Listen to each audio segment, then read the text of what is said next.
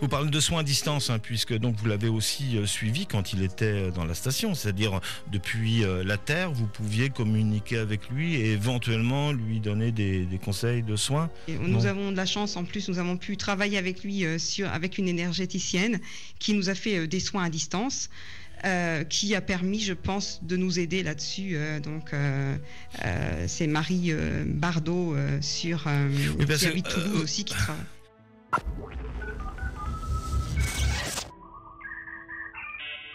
Alors après, donc on a vraiment 3 semaines de suivi intensif, j'ai envie de dire, et puis bien nous continuerons de le suivre 6 mois, 1 an, jusqu'à ce qu'il puisse retourner à son système physiologique antérieur.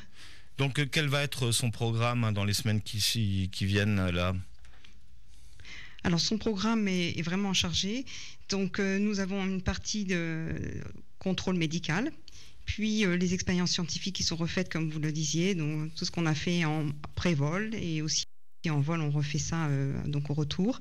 Et puis la réhabilitation, ce qui est très important, comme il le disait, donc faire du sport. Alors on reprend progressivement et puis donc les 3 semaines, il va faire du sport 2 heures par jour. Et après ces 3 semaines, il va bien sûr continuer, mais ce ne sera pas aussi intense. Mais on dit qu'il doit beaucoup boire aussi, c'est vrai ça ? Alors oui, c'était plus peut-être vrai le jour de son retour. Pourquoi il y a une déshydratation dans l'espace Alors parce qu'il y a, comme vous le savez, en fait, le changement de la répartition des fluides de l'organisme qui vont partir quand ils sont dans la station, du fait de l'absence de pesanteur, qui vont se répartir au niveau de la partie supérieure du thorax, enfin du crâne. Donc ces changements vont entraîner un certain nombre de modifications. Et le retour, pour prévenir, donc c'est la perte liquidienne. Donc on leur soumettre, enfin effectivement on leur demande de boire un petit peu plus que d'habitude, parce que souvent aussi, comme il y a pas mal de vomissements, de nausées, c'est possible, pour prévenir une déshydratation. Oui. Et ces problèmes de vision justement dus à la répartition des fluides dans le haut du corps dont nous parlions tout à l'heure avec Léopold Ehart, est-ce que Thomas Pesquet les ressent? Est-ce qu'il a des problèmes de vision? Alors, il est vrai que vous avez peut-être vu, il avait annoncé qu'il avait l'impression d'avoir des changements de son système visuel. En fait, nous, sur le plan ophtalmologique, nous avons fait un examen donc dès son retour. Comme il vous l'a dit ce matin, tout est bien au niveau de sa vision. Bon, bien sûr, on va continuer dessus. Nous n'avons pas encore tout fait. Il reste la résonance magnétique nucléaire qui va nous permettre de voir beaucoup plus en détail. Mais sur le plan de son acuité visuelle, nous sommes rassurés.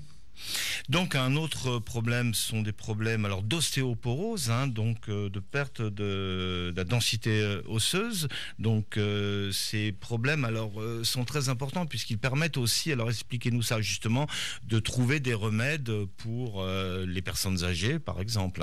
Donc des conséquences sur Terre très précises et très concrètes.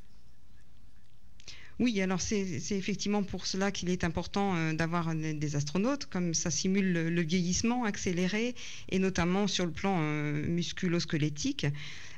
Pour vous donner un exemple, en période de ménopause, une femme va perdre 1% d'os par an. Et un astronaute en moyenne, alors bien évidemment chacun est différent, donc la perte peut plus ou moins être modifiée, et ça dépend aussi des endroits au niveau du corps, mais on va perdre 1% d'os par mois. Donc sur un voyage long, vous imaginez qu'une perte très importante, ça pourrait occasionner des fractures osseuses sur un voyage d'une beaucoup plus longue durée. Oui, puisqu'on pourrait se dire, pour étudier l'effet du vieillissement, on pourrait aller dans des maisons de retraite, ça suffirait, on n'a pas besoin de construire des stations spatiales internationales. Mais en fait, ce sont des outils qui permettent d'étudier ces phénomènes de façon accélérée, en fait. C'est ça que vous dites. Alors, ça permet d'étudier de façon accélérée, de façon approfondie, et surtout de développer ce qu'on appelle des contre-mesures, c'est-à-dire des moyens pour lutter contre la perte osseuse. Donc on va tester cela alors non simplement avec les astronautes, mais aussi par des expériences d'alitement prolongé, des bed rest. On va pouvoir... c'est-à-dire bed rest, c'est-à-dire des lits qui servent de moyens expérimentaux. C'est ça où des personnes restent allongées pendant longtemps, C'est ça. Alors, c'est-à-dire, en fait, quand on parle de bed rest, c'est effectivement l'allongement, l'alitement prolongé, mais pas n'importe comment, pas horizontal. Pour simuler cette microgravité, ce dont on parlait tout à l'heure, de la répartition des fluides, nous allons mettre la tête 6 degrés au-dessous des pieds. Ce qui va permettre de simuler au mieux ce que les astronautes vivent en impesanteur. Et avec le sang qui revient vers la tête, hein, c'est ça. Il faut imaginer un petit peu la position. Le sang qui revient vers la tête, la partie supérieure du thorax. Voilà, et effectivement, de tester un certain nombre de ce qu'on appelle de contre-mesures, c'est-à-dire de moyens pour pallier à cette perte osseuse. Alors, soit donc vous divisez les sujets, donc un certain nombre va faire des expériences du sport, parce qu'on sait que le sport est très important pour empêcher la perte osseuse, soit on va donner une alimentation particulière, ou on pourrait tester aussi des médicaments. Donc voilà à quoi ça sert ces bed rest. Et une fois que ces médicaments sont testés ou que ces contre-mesures ont prouvé qu'elles étaient efficaces, on va aussi les tester chez les astronautes. Il paraît qu'il y a aussi, alors qu'il peut y avoir des problèmes de peau. Certains astronautes ont parlé de sensations de brûlure au retour sur Terre. Est-ce que c'est le cas pour Thomas Pesquet ?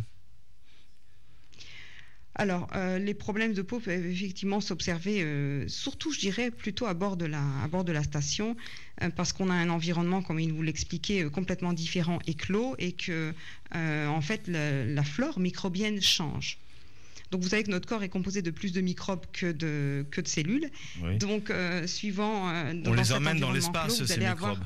On les emmène avec nous, enfin, disons, quand on va dans l'espace, ces microbes. Alors, ils vivent dans l'espace aussi, et ils restent.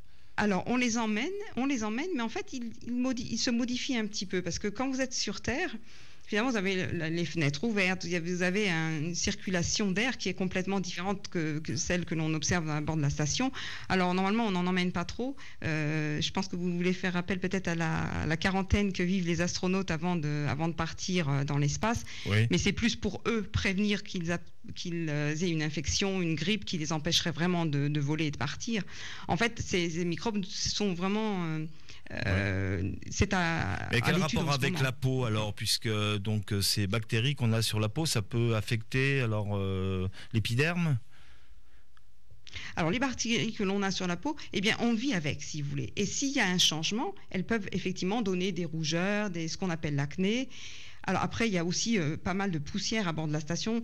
Donc tout cet environnement va créer une modification du système cutané.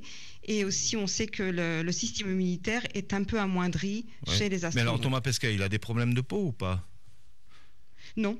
Et là, nous avons de la chance. En plus, nous avons pu travailler avec lui avec une énergéticienne qui nous a fait des soins à distance. Qui a permis, je pense, de nous aider là-dessus. C'est Marie Bardot qui habite Toulouse aussi qui travaille. Vous parlez de soins à distance, hein, puisque donc vous l'avez aussi suivi quand il était dans la station, c'est-à-dire depuis la Terre, vous pouviez communiquer avec lui et éventuellement lui donner des conseils de soins. Absolument. Donc nous avons la chance d'avoir des conférences médicales privées de 15 minutes.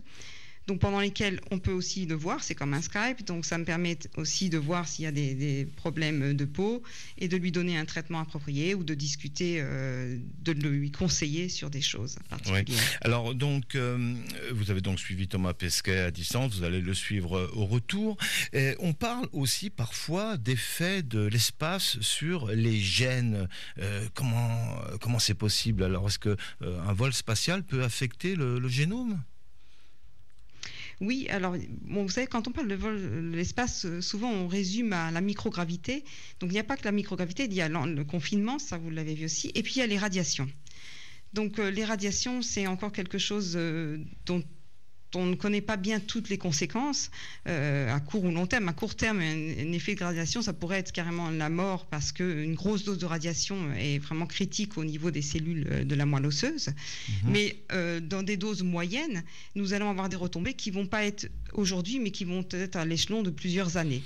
Donc quand on est dans l'espace, on prend plus de radiation que quand on est sur Terre, en fait. Hein, c'est bien ça. On reçoit plus de radiation. On en reçoit plus, mais la qualité est différente. Elles ont un potentiel plus dangereux, je dirais. Ah oui, alors donc c'est un peu comme si on était irradié quand on... Alors Thomas Pesquet, est-ce qu'il est irradié de façon dangereuse ou est-ce qu'on reste quand même dans des limites raisonnables? Alors nous restons dans les limites raisonnables, sinon nous ne les enverrions pas là-bas, mais effectivement nous contrôlons la dose qu'ils reçoivent et à partir d'une certaine limite, on va dire voilà, on ne peut plus voyager, faire de missions spatiales parce que nous avons atteint la limite. Alors en fait, dans le cas de Thomas, il a effectivement aussi eu 2 sorties extravéhiculaires, donc là, en fait, il y a un risque encore accru de recevoir plus de radiation, mais pour l'instant, nous sommes tout à fait dans les limites. Oui, et c'est ça qui pourrait donc modifier les gènes, en fait. Ce sont les radiations qui pourraient dégrader les gènes, c'est ça, éventuellement. Il me semble que ce sont plus les radiations. Après, vous savez, tout reste à l'étude. Comme je vous le disais, la microgravité va affecter, je ne l'ai peut-être pas dit, mais tous les systèmes du corps humain. Les radiations sont quand même celles qui ont le plus de sens de donner des modifications au niveau du génome. Ouais, dernière question. Alors, il paraît aussi que les bactéries donc, peuvent avoir plus de virulence et que les plaies guérissent plus difficilement dans l'espace. Hein. Si on se blesse, c'est plus difficile de guérir?